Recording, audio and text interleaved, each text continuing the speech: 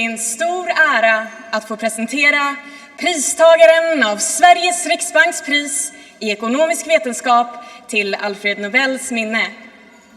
It is a great honor to introduce the laureate of the Sveriges Riksbank Prize in Economic Sciences in memory of Alfred Nobel, Professor Eugene Fama.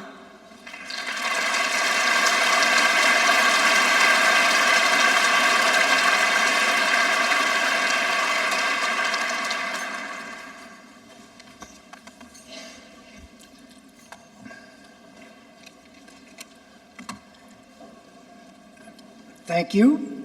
Your Majesties, Your Royal Highnesses, Your Excellencies, honored laureates, ladies and gentlemen.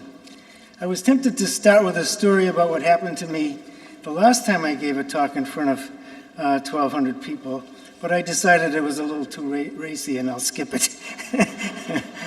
Let me begin by thanking the Economics Committee for granting this year's prize in Economic Sciences to me, my colleague Lars Peter Hansen, and Robert Schiller. I have learned much over the years from Lars's work and from listening to his penetrating comments and the work of others in the University of Chicago's many research workshops. I've also learned a great deal from Bob's writings and from his presentations at Chicago over the years. Bob and I agree on many things in finance. We disagree on others, but always cordially and with an eye toward learning more from somebody with a different viewpoint. Important to me personally is the recognition the prize gives to the standing of finance and economics. When I started in the early 1960s, finance as a serious research area was just getting started.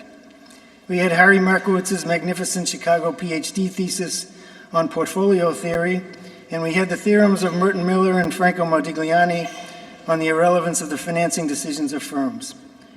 Spurred by the coming of computers, empirical research in what became the theory of efficient markets was getting underway. That was it in terms of major paradigms. There were no good research journals in finance, and almost all the serious action in finance was at two places, Chicago and MIT. Research in finance exploded over the next 20 years. William Sharpe, John Lintner, Robert Merton, Robert Lucas, Douglas Breeden, and others developed our major asset pricing models, prescriptions about how risk should be measured and the relation between risk and expected return. Fisher Black, Marion Scholes, and Robert Merton developed the first rigorous options pricing model. Equally important, to me anyway, an army of excellent young empirical researchers, Lars and Bob are among the best, entered finance, and all the major theoretical paradigms were put through the empirical ringer many times. Today, research in finance continues its impressive growth. Most major universities now have first-rate research faculties in finance. There are now at least 5 excellent research journals in finance, and there are others that are better than anything we had in the 60s. The major paradigms of finance are familiar to PhD students in other areas of economics, and due to the work of people like Lars and Bob, finance now has a major role in macroeconomics.